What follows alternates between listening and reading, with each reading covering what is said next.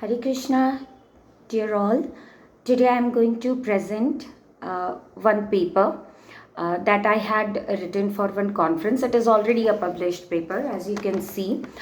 Long ago, I did read it, but I'm not sure how many of you had accessed that paper reading because I don't have any recorded video of my presentation that I made there. So I presented this paper at the national conference. The theme was evolving as a smart college: concept, opportunities, and challenges. This was in Mumbai on the 17th and 18th of February 2016. The title of the paper is The Philosophy and Logistics of Being Smart, a Conceptual Study. So, smart campuses or smart education is very closely related to the goal of providing what, how, and why of education. The paper tries to present an argument on the concept, keeping in mind the implications and objectives of dissipating correct knowledge using adaptable means.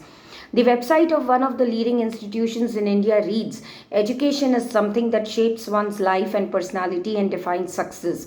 There are many people in India who are depriving of higher and quality education due to various reasons, from family to work responsibilities. Technology and globalization have increased the accessibility of higher education in recent years. MOOCs or massive online open courses are recent trend in distance or e-learning, offering an opportunity to large number of students to study high quality courses online with prestigious universities at no cost. The above quote sounds appealing so far as spreading education through technology is concerned. However, though education in India has spread vigorously, it is restricted in its radar and openness to new ideas, schemes, and patterns. Smart is not new, it is borrowed from the West. Most of the ideas, for that matter, be it children's education or adult education, are aped from the West. Our textbooks are inspired from what the British rewrote: our history, geography, culture, sociology, etc. Technology tool to dissipate knowledge or information is just covering cosmetic part of the actual content, that is the knowledge that we share with students at college or school level. So the first thing we need to clarify is what we call new or fresh.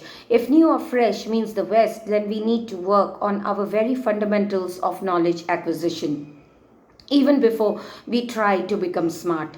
Heartfelt thanks to the HRD Ministry of India for initiating open deliberations on renewing the Indian education policy. While we as academia take steps to improvise the system collectively, it is imperative that we do not forget that Macaulay has left some deep and some indelible imprints on our education system. And this is the first time ever since independence that the ministry has taken adorable measures to renew the outdated yet prevalent policy of his. So while we take steps to materialize our valuable efforts, we ought to think from the scratch.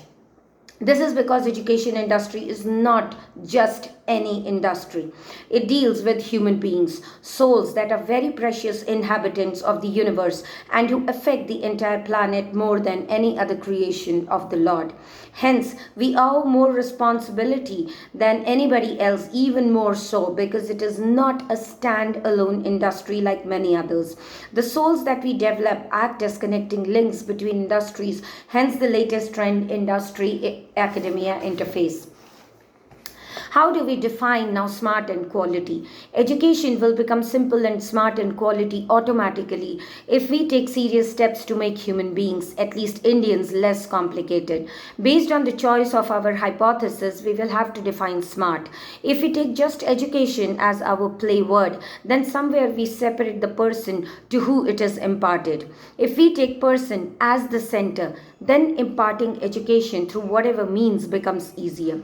Here, it is very important to note that our steps must secure the future denizens psychologically, physically, socially, environmentally, and spiritually, and stand by it practically too. If at all this is our focus for imparting education and renewing the education policy, then SMART perhaps would mean: S for simple in thought, M for manage easily, A for aspire for the right, R relate to status quo, T trendy in outlook.